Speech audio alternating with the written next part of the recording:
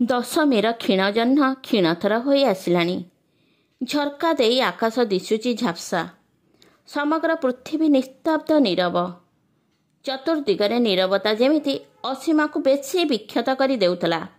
ନିଜର ବହୁ ସତର୍କତା ସତ୍ତ୍ୱେ ସେ କାନ୍ଦୁଥିଲେ। ଜୀବନରେ ପ୍ରଥମ ଥର ପାଇଁ ସେ ଭୁଲିଗଲେ କାନ୍ଦିଲେ ତାଙ୍କର ଛୋଟ ଆଖି ଦୁଇଟି ଆହୁରି କିପରି ଛୋଟ ହୋଇଯାଏ। ବିଶେଷତଃ ସେ ଭୁଲିଗଲେ ଗୋଟିଏ ରାତି ଅନିଦ୍ରା ରହିଲେ ପ୍ରଭାତରେ ହୁଏତ ସେ 60 ବର୍ଷର ବୃଦ୍ଧା ପରି ଦେଖାଯିବେ ତାଙ୍କର ପତଳା ହାଡ଼ୁଆ ଦେହ ଭିତରେ। ସକଳ ଜ୍ଞାନଶୂନ୍ୟ ଭାବରେ ଅସୀମା କାନ୍ଦୁଥିଲେ ଅଶାନ୍ତ ନଦୀର ତରଙ୍ଗମାଳା ପରି।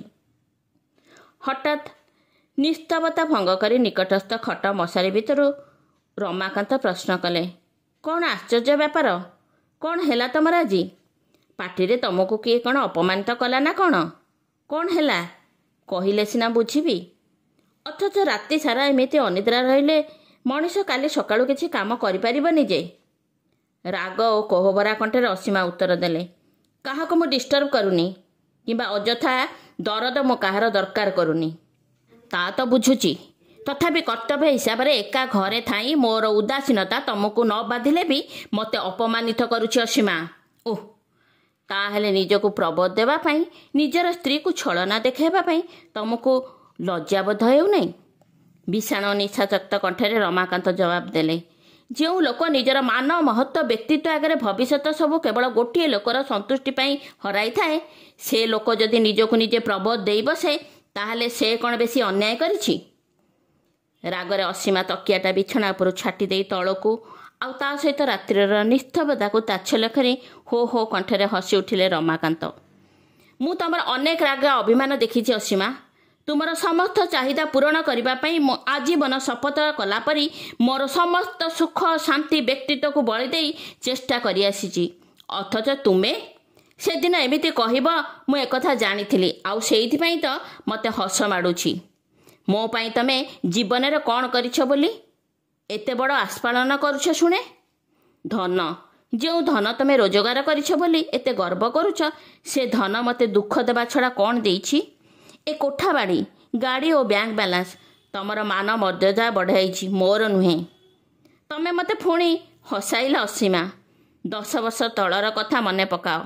ଯେଉଁଦିନ ମିସେସ୍ ମାଲହୋତ୍ରା ତାଙ୍କର ଝିଅ ବାହାଘରକୁ ତମକୁ ନିମନ୍ତ୍ରଣ କରିନଥିଲେ ବୋଲି ତମେ ରାଗରେ ଗୋଟିଏ ଦିନ ଉପାସ ରହିଥିଲ।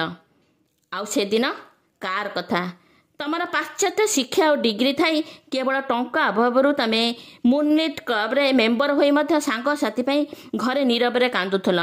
ତମର ସବୁ ସାଙ୍ଗମାନେ କିପରି ଧନୀ ଘରେ ବିବାହ କରି ସୁଖୀ ହୋଇଛନ୍ତି, ତାର ଏତେ ଉଦାହରଣ ତମେ ମୋତେ ନ ଶୁଣାଅ। ଆଉ ସବୁଠୁ ମଜାର କଥା, ଇଣ୍ଟରନ୍ୟାସନାଲ ଫଙ୍କସନରେ ଜଣେ କିରାଣୀର ସ୍ତ୍ରୀ ବୋଲି ତମେ ଯେଉଁଦିନ ନାଚିବାର ସୁଯୋଗ ପାଇନଥିଲ, ବ୍ୟସ୍ତ ଆହତ ବାଘୁଣୀ ପରି ମୁଁ ଅଫିସରୁ ଫେରିଲା ବେଳକୁ ତମ ଘରର ଯାବତୀୟ ଜିନିଷ ନଷ୍ଟ କରି ଦେଇଥିଲ।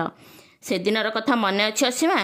ସେଦିନ ମୁଁ ପ୍ରତିଜ୍ଞା କରିଥିଲି ଯେ ମୁଁ କୌଣସି ଉପାୟରେ ହେଉ ଧନ ଅର୍ଜନ କରିବି, ତୁମକୁ ଖୁସିରେ ରଖିବି। ପୃଥିବୀର ଯେକୌଣସି ଜିନିଷ ତମେ ଚାହିଁବ ମୁଁ ତୁମ ପାଖକୁ ଆସିବ, ଯାହା ତମେ ଚାହିଁବ ତାହା ହେବ। ଏତେ କଥା ପରେ ବି ତୁମେ ଅଶାନ୍ତି, ତୁମେ ଅସନ୍ତୁଷ୍ଟ? ଚୁପ୍ କର ରମାକାନ୍ତ, ପ୍ଲିଜ୍ ଚୁପ୍ କର। ତମ ଜୀବନର ସମସ୍ତ ବିଫଳତାକୁ ଅଯଥା ତୁମେ ମୋ ଉପରେ ଚାପି ଦିଅ ନାହିଁ। ଯେଉଁ ସ୍ତ୍ରୀ ପାଇଁ ତମ ମତରେ ତମେ ଅତି ମାନବ ଭାବରେ ବିରାଟ ତ୍ୟାଗ କରିଛ, ତମେ କ'ଣ କହିବାକୁ ଚାହଁ ସେ ସ୍ତ୍ରୀର ତମ ପାଇଁ କିଛି ତ୍ୟାଗ ନଥିଲା? ତ୍ୟାଗ ଥିଲା, ଅବଦାନ ଥିଲା। ଦିନେ ଅସୀମା ବହୁ ପୁରୁଷଙ୍କ ସହ ପ୍ରତିଦ୍ୱନ୍ଦିତା କରି ମୁଁ ପାଇଥିଲି ତୁମର ଶରୀରକୁ ନିରବଚ୍ଛିନ୍ନ ଭାବରେ ଉପଭୋଗ କରିବାର ସାମାଜିକ ଅଧିକାର, ଆଉ 2ଟି ଅନାକାଙ୍କ୍ଷିତ ସନ୍ତାନର ପିତୃତ୍ୱ। ଆଜି ସେ ଅଧିକାର ମୁଁ ତୁମ ଉପରେ ସାବ୍ୟସ୍ତ କରୁନାହିଁ। ଧନ ପ୍ରାପ୍ତିର ପ୍ରବୃତ୍ତି ମୋ ମନକୁ ବହୁ ଦିନୁ ଭାଙ୍ଗି ରୁଜି ଛାରଖାର କରିଦେଇଛି। ଆମେ ଏକାଠି ଥାଇ ମଧ୍ୟ ବହୁ ଦୂରରେ। ୟୁ ମିନ୍, ୟୁ ସ୍କାଉଣ୍ଡେଲ, ତମେ ଏପରି ଅସଭ୍ୟ କଥା କହିପାରୁଛ? ତମେ ଗୋଟେ ବର୍ବର ପଶୁ। Go out, I hate you. Ramakant ଉଠି ଚାଲିଗଲେ। ନା, ଆଜି ଆଉ ଆରାମରେ ଶୋଇବା ହେବ ନାହିଁ। ଏ ଲନ୍ରେ ଆରାମ ଚେୟାର ଉପରେ ବସି ଗଡ଼ି ପଡ଼ିବା। ରାତ୍ରି ବୋଧେ ପାହିଯିବ। ହଠାତ୍ ଫୋନ୍ ରିଙ୍ଗ ଶବ୍ଦରେ ରମାକାନ୍ତଙ୍କର ନିଦ ଭାଙ୍ଗିଗଲା। ଇସ୍, ଘଣ୍ଟାରେ 5ଟା ବାଜିବ। ଏପ୍ରିଲ ମାସର ଦିନ କେଡ଼େ ଶୀଘ୍ର ଆସିଯାଏ।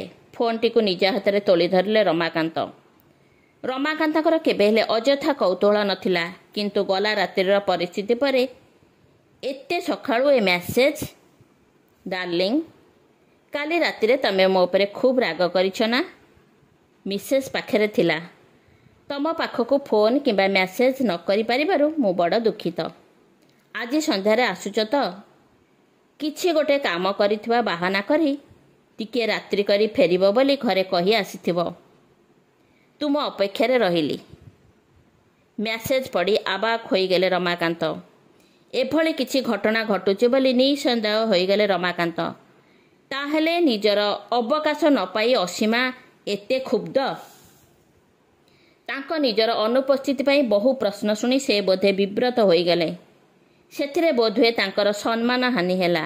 ଆଉ ସେଥିପାଇଁ ପରାଜିତ ଅପମାନିତ ବ୍ୟକ୍ତିତ୍ୱର ନିଷ୍ଫଳ ଅହଙ୍କାରକୁ ଅସୀମା ତାଙ୍କ ଉପରେ ଅଜାଡ଼ି ଦେଇ ଶାନ୍ତି ପାଇବାକୁ ଚେଷ୍ଟା କରୁଥିଲେ।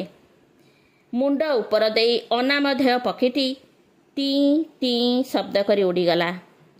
ଚମକିଲା ପରି ରମାକାନ୍ତ ଆକାଶକୁ ଅନେଇଲେ।